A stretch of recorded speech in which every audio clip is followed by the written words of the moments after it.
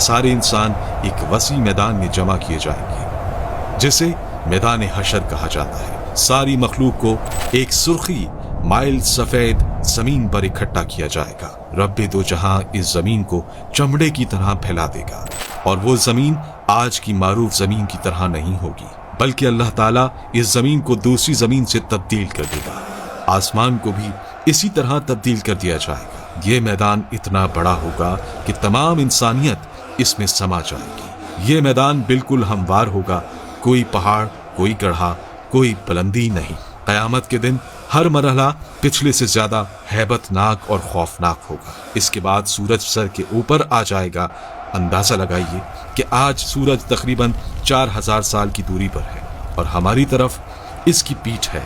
क़यामत के दिन सूरज सिर्फ 1 मील के फासले पर होगा और इसका मुंह हमारी तरफ होगा। क्या हाल होगा। हमारे भेजे गर्मी की शिद्दत से खौल रहे होंगे और इतना पसीना बहेगा कि 70 गज जमीन में जज्ब हो जाएगा। फिर जो पसीना जमीन ना पी सकेगी वो ऊपर की तरफ आएगी। वो पसीना किसी के टखनों तक होगा तो किसी के घुटनों तक पहुंच जाएगा। कोई कमर तक इसमें गर्क होगा तो कोई सीने तक इसमें तैर रहा होगा। कुछ तो ऐसे भी होंगे कि उनके गले तक पहुंच चुका होगा और काफिर के तो मुंह तक चढ़कर लगाम की तरह इसे जकड़ लेगा, जिसमें वो डुबकियां खाएगा। ये सब कुछ डिपेंड करेगा हमारे अमाल पर। अब लोगों के साथ उनके अमाल के हिसाब से मामला किया जाएगा। सजा या जजा अमाल को देखकर दी जाएगी।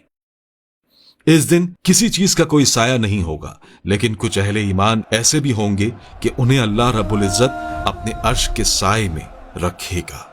इस गर्मी की हालत में प्यास की क्या कैफियत होगी। हाल ये होगा कि जबानें सूख कर काटा हो जाएंगी।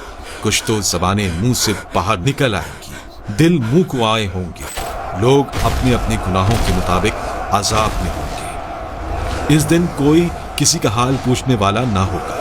बड़े मजबूत और गहरे रिश्ते इस दिन अपनी वक़्त खो देंगे।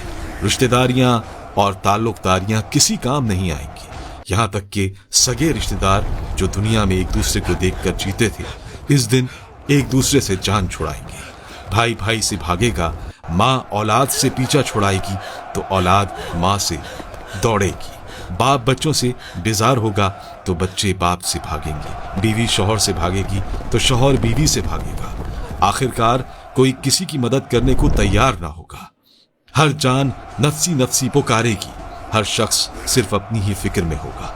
किसी दूसरे से इसे कोई सरोकार ना होगा। ये मुसीबतें चल ही रही होंगी कि जहन्नुम को लाया जाएगा।